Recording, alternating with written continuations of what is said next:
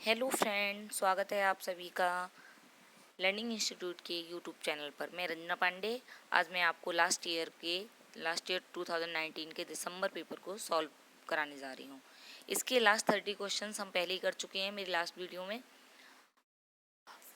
और उसका लिंक आपको डिस्क्रिप्शन बॉक्स में मिल जाएगा। और आगे के क्वेश्चंस हम इस वीडियो में करेंगे।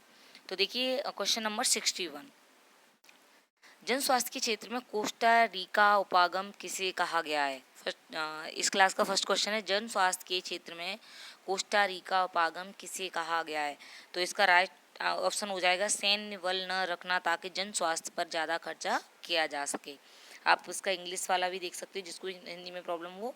Not having an army to maintain to be able to spend more on public health, यानी कि कम से कम सैन्य बल को रखना जिससे कि जो पैसा है, जो बजट है, उसको किस में यूज़ किया जा सके, हेल्थ पर, पब्लिक की हेल्थ पर। और इसी को क्या बोला गया है आपको, कोस्टा रिका उपागम। नेक्स्ट क्वेश्चन देखिए, 1997 में भारतीय उच्चतम न्यायालय के विशाखा निर्देश की रचना महिलाओं को किस यौन उत्पीड़न से बचाने के लिए, मतलब किस जगह पर यौन उत्पीड़न से बचाने के लिए की गई थी। 1997 में। तो इसका आपका राइट आंसर हो जाएगा कार्यस्थल पर, at work place. Next question देखिए, निम्नलिखित में से कौन भारत में एक राज्य के राज्यपाल की नियुक्ति करते हैं। भारत के राज्यपाल की नियुक्ति राज्यों में, क्योंकि राज्यपाल कहाँ होता है आपका, राज्यों में होता है, तो उसकी नियुक्ति करती है कौन करता है आपका। तो आपका राइट ऑप्शन हो जाएगा केंद्र सरकार, सेंट्रल गवर्नमेंट। नेक्स्ट क्वेश्चन देखिए, निम्नलिखित में से कौन ग्रामीण प्रशासनिक अधिकारी नहीं है। एडमिनिस्ट्रेशन ऑफिसर रूरल, ग्रामीण में जो नहीं है वो कौन है आपका, पटवारी, नगर निगम वार्ड काउंसलर, भूमि रिकॉर्ड अधिकारी, लेखपाल। तो आपका आंसर इसका सही हो जाएगा ऑप्शन 2, नगर निगम ward councillor, municipal ward councillor. ये होता है आपका म्यूनिसिपल काउंसिल में। और बाकी का पटवारी, भूमि रिकॉर्ड अधिकारी, लेखपाल, ये सारे कौन है, ग्रामीण प्रशासनिक अधिकारी है। नेक्स्ट क्वेश्चन देखिए, भारतीय उच्चतम न्यायालय द्वारा दिए गए डीके बसु निर्देश क्या हैं। ये very important question for all exam. D K Basu निर्देश कई में पूछा गया है, ये आपके कई कॉम्पिटिटिव एग्जाम में मोस्टली पूछा जाता है। तो इसका राइट ऑप्शन हो जाएगा आपका ऑप्शन 4, गिरफ्तारी, नज़रबंदी और पूछताछ के दौरान पुलिस द्वारा पालन की जाने वाली प्रक्रियाओं से जुड़े निर्देश। क्या ऑप्शन हो जाएगा इसका, गिरफ्तारी, नज़रबंदी और पूछताछ के दौरान पुलिस द्वारा पालन की जाने वाली प्रक्रियाओं से जुड़े निर्देश। यानी कि जब किसी को गिरफ्तार किया जाएगा या नज़रबंद किया जाएगा तो उससे जो पूछताछ की जाएगी तो उसके लिए गाइडलाइन बनाई गई है कि पुलिस के लिए क्या क्या गाइडलाइन है आफ्टर किसी पर्सन को जब वो अरेस्ट कर लेता है। नेक्स्ट क्वेश्चन देखिए 66, वन अधिकार कानून 2006 अपने शीर्षक में कौन सी श्रेणी के अधिकारों को स्वीकारता है। तो आपका इसका राइट आंसर हो जाएगा अनुसूचित जनजातियाँ। ये अधिकार अनुसूचित जनजातियों को ये अधिकार देता है कि अगर वो वनों पर रहती हैं तो पूरी तरह से जो वनों में उनको ही वन संपदा पर क्या है, पूरी तरह से अधिकार है। नेक्स्ट देखिए, द्वितीयक स्रोत का एक उदाहरण है।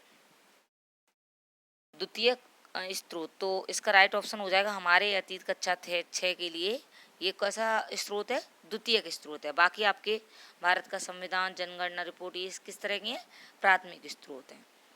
नेक्स्ट देखिए, नीचे दिए गए दो कथनों पर विचार कीजिए। परीक्षाएं तंत्र की सुविधा के लिए निर्मित कृत्रिम परिस्थितियां हैं, न कि व्यक्तिगत शिक्षार्थी के लिए। स्मृति परीक्षण से दूर दक्षताओं के परीक्षण पर जोर के रूप में बदलाव सामाजिक विज्ञान की कक्षाओं में तनाव को कम करेगा। आपको पूछा गया है कि दोनों कथन सही हैं, दोनों गलत हैं, एक सही है एक गलत है। तो आपका राइट ऑप्शन इसमें हो जाएगा ऑप्शन नंबर 2, दोनों कथन ए और बी दोनों ही सही हैं। नेक्स्ट देखिए 69, सामाजिक विज्ञान के अध्यापिका का मुख्य उद्देश्य होना चाहिए। ये पेडागोजी का क्वेश्चन है आपका, एसएसटी पेडागोजी। और आपको जैसा पता होगा कि एसएसटी में 75 क्वेश्चंस अगर आपके सिलेबस से आते हैं और 75 क्वेश्चन हर पोर्शन में, हिंदी, इंग्लिश आपका, और आपकी साइकोलॉजी, पेडागोजी, मतलब पेडागोजी आपके 50% मतलब 75 क्वेश्चन होते हैं और 50% आपकी पेडागोजी के क्वेश्चंस पूछे जाते हैं। तो ये आपका पेडागोजी का क्वेश्चन है। सामाजिक विज्ञान के अध्यापक अध्यापिका का मुख्य उद्देश्य होना चाहिए शिक्षार्थियों में प्रतिस्पर्धा जागृत करना। ये डायरेक्ट राइट आंसर्स को पर आते हैं। 16-19 का आपका हो जाएगा सभी तत्व जो समाज का निर्माण करते हैं उनके बीच के संबंधों का बोध कराना। राइट आंसर क्या मुख्य उद्देश्य क्या है कि सभी तत्व जो समाज का हम निर्माण करते हैं उनके बीच संबंधों का बोध कराना। जितने भी एलिमेंट्स हैं हमारी सोसाइटी में उनका बोध कराना, डेवलप करना उन्हें अवेयरनेस के प्रति। नेक्स्ट देखिए 70 क्वेश्चन, सामाजिक विज्ञान में आकलन का मुख्य उद्देश्य है। तो इसका राइट आंसर हो जाएगा आपका ऑप्शन 4। Right answer is 4। शिक्षार्थियों को प्रतिपुष्ट देना तथा मानक स्थापित करना जिनको पाने के लिए वो प्रयासरत रहें। यानी कि टू गिव लर्नर्स फीडबैक, उनको इस तरह का फीडबैक देना कि वो अपने आगे के लिए क्या रहें, मोटिवेट रहें अपने किसी एम को पाने के लिए। नेक्स्ट क्वेश्चन देखिए 71, सामाजिक विज्ञान की कक्षा में फिल्मों को एक प्रभावी शैक्षणिक उपकरण के रूप में उपयोग किया जा सकता है क्योंकि आपके 4 पॉइंट्स दिए गए हैं, चारों सही हैं। कौन से सही हैं? तो आपका इसमें पहला ऑप्शन पढ़ते हैं, फिल्में कक्षा के भीतर बाहरी दुनिया को ला सकती हैं। आपका बिल्कुल सही है कि फिल्मों से क्या है, मूवी से हम लोग बाहर की दुनिया को देख सकते हैं कि किस तरह से है। और बी है, फिल्में अनदेखे और अनसुने संदर्भों को खोजने की शक्ति से प्रेरित करते हैं। ये भी सही है, कुछ चीज़ें ऐसी होती हैं जिनको हम क्या करते हैं, जब हम देखते हैं मूवी के द्वारा तो बहुत अच्छे से हम उनको समझ सकते हैं। उसके बाद है आपका, फिल्में ऐसी कहानियाँ, संवाद और छवियों को सामने लाती हैं जो जीवन में हमें हमसे दूर हो सकती हैं। और लास्ट है, फिल्में एक वस्तुनिष्ठ माध्यम है जो छात्रों को एक ही तरीके से अपने विचार प्रस्तुत करने के लिए प्रोत्साहित कर सकती हैं। तो आपका ये वाला इसमें रॉन्ग हो जाएगा, बाकी तीनों सही हैं। तो इसमें जो आपका राइट आंसर होगा वो हो जाएगा आपका ऑप्शन ए और बी, आपके तीनों ही सही हैं आंसर। नेक्स्ट देखिए, क्योंकि इसमें जो लास्ट डी इसमें दिया गया है, फिल्में एक वस्तुनिष्ठ माध्यम है जो छात्रों को एक ही तरीके। तो फ्रेंड्स, जब भी कभी सीटेट में इस तरह का आ जाए, एक ही, ओनली वन, अगर इस तरह का कोई भी आ जाए पेडागोजी में, तो हमेशा वही क्वेश्चन रॉन्ग होता है। तो नेक्स्ट क्वेश्चन देखिए 72, कक्षा में मानचित्र के प्रयोग के संदर्भ में निम्नलिखित कथनों में से सही कौन है? आपको सही ऑप्शन बताने हैं, ए बी सी डी में से कौन से कथन सही हैं।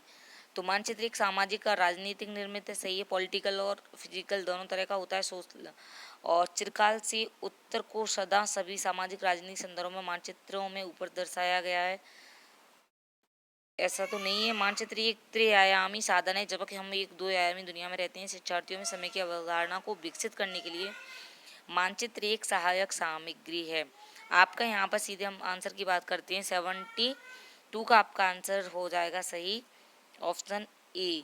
यानी आपका ऑप्शन कौन सा सही है यहाँ पर? केवल ए। नेक्स्ट देखिए 73, शिक्षार्थियों के जीवन से अधिगम को जोड़ने के लिए प्रयास में सामाजिक विज्ञान के शिक्षक को चाहिए। यानी कि हम किस तरह से उनकी लर्निंग कर सकते हैं स्टूडेंट्स की, तो हमें क्या करना है, एक टीचर के रूप में क्या करना चाहिए, ये भी पेडागोजी का आपका क्वेश्चन है। तो 73 का आपका राइट आंसर हो जाएगा ऑप्शन 2, ए एवं सी।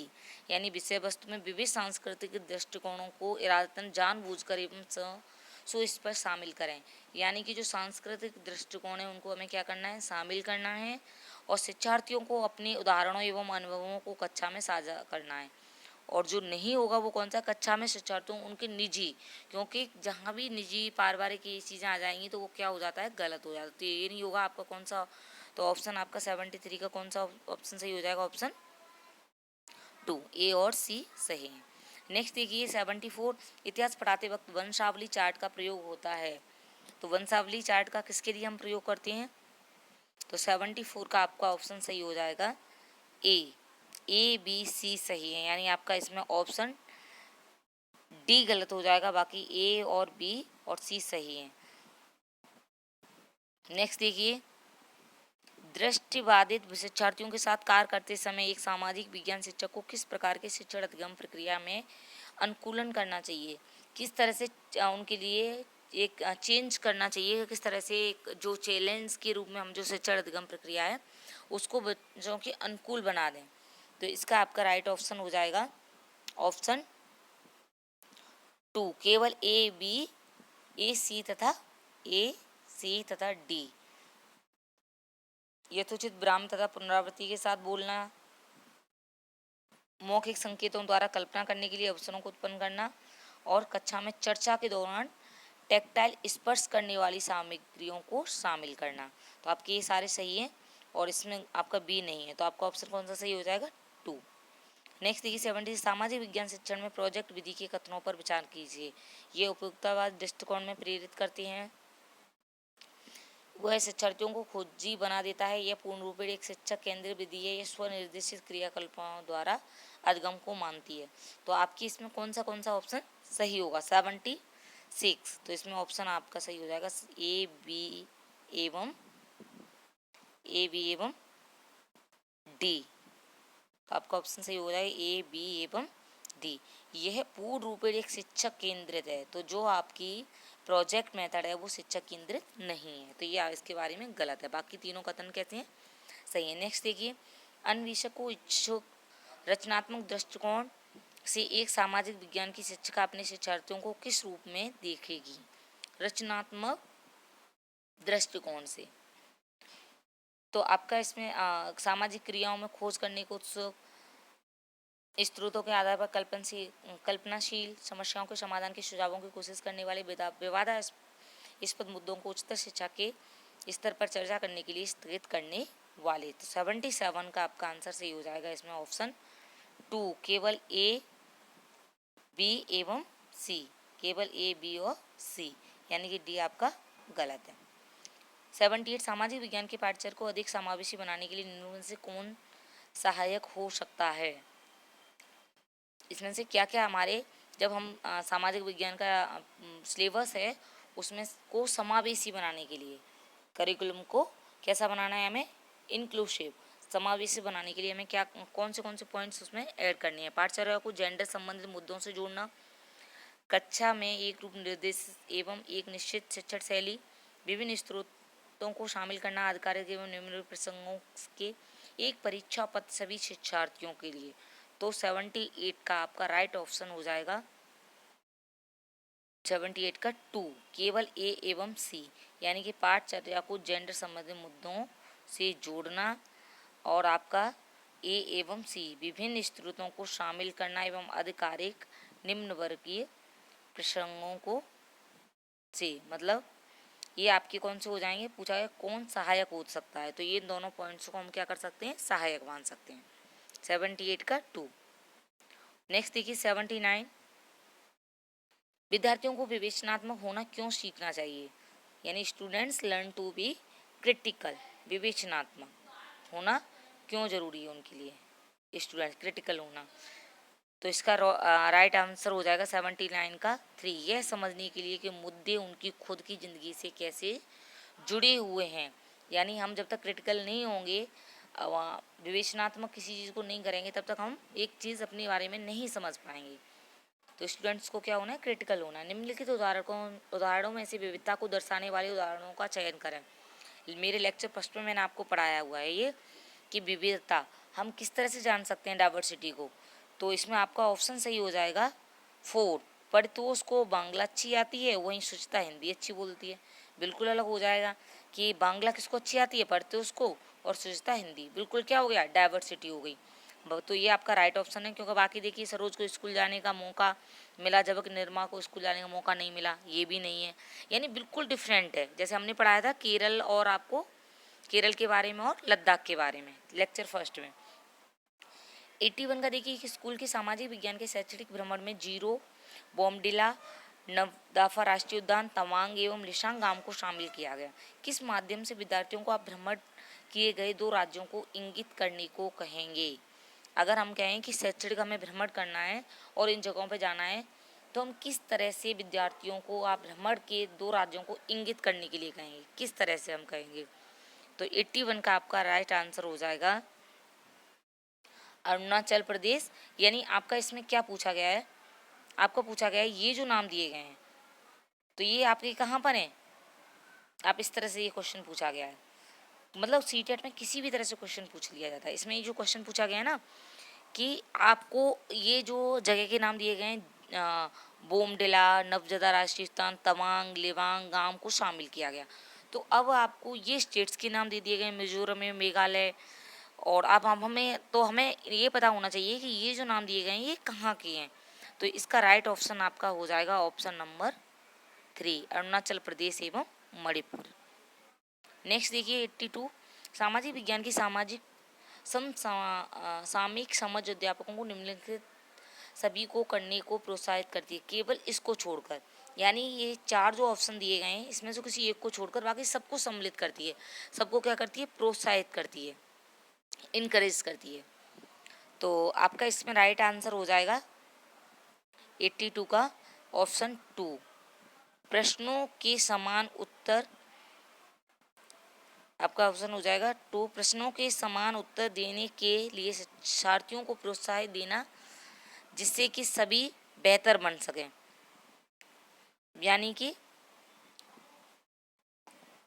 82 का आपका ऑप्शन सही हो जाएगा 2, यानी कि सब उनको उसके promoting all learners to give identical, मतलब इसके अलावा सभी कैसे हैं, इसको छोड़ के बाकी सब कैसे हैं, बाकी सब प्रोत्साहित करते हैं। ये बाकी ऑप्शन जो हैं वो आपके कैसे हैं, सब प्रोत्साहित करते हैं। शिक्षार्थियों को दूसरों के स्थानीय अनुभवों को पढ़ने का, स्वयं का अनुभव कराना, शिक्षार्थियों दिए गए विषय वस्तु को प्रश्न बनाने की क्षमता, ये सारे कैसे हैं आपके, उनको मोटिवेट करेंगे। सिर्फ किसको छोड़कर कि उनको आपने प्रश्न दे दिए, क्वेश्चन दे दिए और उनका सेम जो आपने आंसर बता दिया वही उत्तर उनको देना, प्रोत्साहित उसके लिए करना कि जो हमने मतलब लर्निंग मतलब एकदम से रटने वाली प्रक्रिया पर। तो इसको क्या करती है, कभी प्रोत्साहित नहीं करती है। नेक्स्ट क्वेश्चन देखिए आप 83, निम्नलिखित में से जेंडर रूढ़िवादिता का उदाहरण नहीं है। कौन सा जेंडर रूढ़िवादिता का उदाहरण नहीं है? आपका ऑप्शन सही हो जाएगा ऑप्शन 3, हालांकि लड़के कच्चागत चर्चा में दबदबा बनाने का प्रयास करते हैं, लेकिन लड़कियों एवं लड़कों दोनों की सहभागिता को प्रोत्साहित किया जाता है। ये आपका क्या है, उदाहरण नहीं है, ये पूछा गया है। और बाकी कैसे हैं, सब उदाहरण हैं। जन सिर्फ लड़कों को फुटबॉल टूर्नामेंट में भाग लेने के लिए प्रोत्साहित किया जाता है, तो ये क्या होगा, जेंडर रूढ़िवादिता हो गया आपका। यानी हम सिर्फ बॉयज़ को क्या करेंगे, प्रमोट करेंगे कि वही बॉयज़ क्या कर सकते हैं, तो ये भी रूढ़िवादिता हो गया। सिर्फ लड़कियों को कच्चा का बोर्ड सजाने के लिए कहा जाए, यानी कि लड़कियाँ जो गर्ल्स हैं वो क्या कर सकती हैं, क्रिएटिव हो सकती हैं। कक्षा में अनुशासन बनाने के लिए लड़कों और लड़कियों को अलग अलग पंक्तियों में बैठाना, कि गर्ल्स अलग बैठेंगी, बॉयज़ अलग बैठेंगे। ये सारे क्या हैं, ये जेंडर को दिखाते हैं। किसको दिखाते हैं, जेंडर स्टेरियोटाइपिंग को दिखाते हैं, जेंडर रूढ़िवादिता को।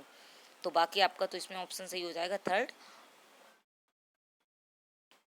सामाजिक विज्ञान शिक्षण को प्रभावी बनाने के लिए आवश्यक होगा। क्या आपका आवश्यक होगा, अतीत की सभी सांस्कृतिक प्रथाओं को बनाए रखना। इसमें से आपका जो ऑप्शन सही हो जाएगा 84 का वो है ऑप्शन 3, केवल बी तथा डी। ऑप्शन आपका कौन सा सही हो जाएगा, केवल बी एवं डी। देख लेते हैं एक बार ऑप्शंस। साहित्यिक स्रोतों का समालोचनात्मक विश्लेषण करना, चाहे वो कितनी भी पुरानी हो, और स्रोतों के ट्राई एनुगुलर त्रिकोणी को प्रमुखता देना। ये दोनों आपके ऑप्शन सही हो जाएंगे। तो इसमें आपका ऑप्शन कौन सा सही हो जाएगा, 3।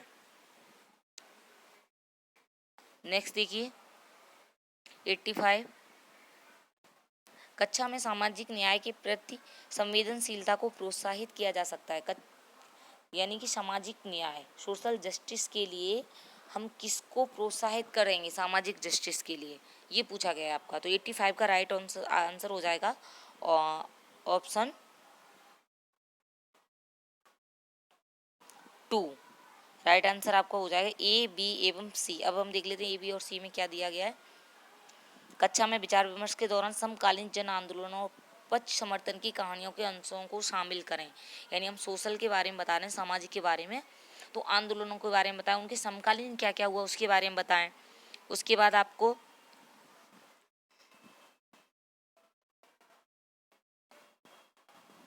हाँ नेक्स्ट देखिए आप 85 का आपका ऑप्शन कौन सा सही हो जाएगा, 85 का आपका सेकंड, 85 का आपका सेकंड सही हो जाएगा, ए, बी और सी। यानी कि सामाजिक परिवेश ऐतिहासिक संदर्भों में गैर बराबर शक्ति समीकरण के रूप में देखकर और सामाजिक न्याय और आधारित संवैधानिक प्रावधानों को कक्षा चर्चाओं में शामिल करके। कक्षा के दोषी बच्चों को तुरंत शारीरिक दंड देकर। इस तरह से हम सामाजिक का ज्ञान प्रोत्साहित नहीं कर सकते हैं। नेक्स्ट देखिए, इतिहास शिक्षण शास्त्र प्रयास करेगा कि इतिहास का निर्माण स्रोतों पर आधारित होता है। तो सीधे हम आंसर पे आते हैं। इतिहास शिक्षण शास्त्र प्रयास करेगा कि 86 का राइट आंसर हो जाएगा ऑप्शन 2, केवल ए, बी तथा डी, यानी इसमें सी नहीं है। बाकी आपके तीन ऑप्शन। इतिहास का निर्माण स्रोतों पर आधारित होता है, बिना स्रोत के हिस्ट्री का कोई मतलब ही नहीं है। इतिहास सामाजिक प्रक्रियाओं में निरंतरता और बदलाव को खोजें। इतिहास घटनाओं को एक काल विशेष सामाजिक संबंध में रख कर देखें। तो आपका ऑप्शन सही हो जाएगा ए, बी एवं डी। नेक्स्ट देखिए 87, प्रदूषण रहित हवा का अधिकार भारत में किस मौलिक अधिकार के भाग में स्वीकारा गया है। आपका सिविक्स का क्वेश्चन है कि जो प्रदूषण रहित हवा मिलेगी, यानी कि जो आपके फंडामेंटल्स राइट हैं, तो उसमें फंडामेंटल राइट्स में पर्टिकुलर ये इसको किस में रखा गया है, प्रदूषित रहित हवा को। 87 का तो आपका राइट आंसर उसमें हो जाएगा जीवन। किस में रखा है, जीवन। क्योंकि हवा प्रदूषित रहित हवा में क्या देगी, एयर हमें क्या करेगा, हम ब्रीथिंग करेंगे। तो ना तो इसका समानता से कोई मतलब है, ना आपका न्याय से कोई मतलब है, ना आज़ादी से। इसका राइट आंसर हो जाएगा जीवन। नेक्स्ट देखिए, भारत को वर्णन करने के लिए विविधता में एकता मुहावरे का निर्माण किसने किया था। ये आपको मैंने बताया था कि वेरी इंपॉर्टेंट है। जब आप मेरे लेक्चर फर्स्ट में आप चेक कर सकते हैं इस चीज़ को, मैंने सिविक्स के लेक्चर फर्स्ट में बताया है कि विविधता में एकता ये किसने दिया है। तो 88 का आपका हो जाएगा राइट आंसर जवाहरलाल नेहरू। वहाँ पर भी मैंने बताया था कि ये वेरी इंपॉर्टेंट है। लोकसभा में कितने सदस्य मनोनीत होते हैं, न कि मतदान द्वारा चुनकर आते हैं। यानी आपको पूछा गया है कि लोकसभा में मनोनीत सदस्यों की संख्या कितनी होती है, लोकसभा का पूछा गया है। तो लोकसभा में कितनी होती है, 2। नेक्स्ट 2006 में नेपाल में सरकार का रूप राजतंत्र से बदलकर क्या हो गया है। 2000 के बाद जो नेपाल में जो सरकार का रूप था वो क्या हो गया है अभी नेपाल में। पहले उससे पहले क्या था, वो राजतंत्र था, और अभी क्या हो गया, वो लोकतंत्र हो गया, डेमोक्रेसी हो गया है। तो आपको आज की क्लास कैसी लगी, ये आज का लास्ट क्वेश्चन था। कमेंट बॉक्स में ज़रूर अपने कमेंट्स शेयर करिए, अपने देखिए आपने कितने क्वेश्चन सही किए हैं। और मेरे वीडियो को लाइक करिए, शेयर करिए अपने फ्रेंड्स के साथ, और ज़्यादा से ज़्यादा सब्सक्राइब करिए। Thank you.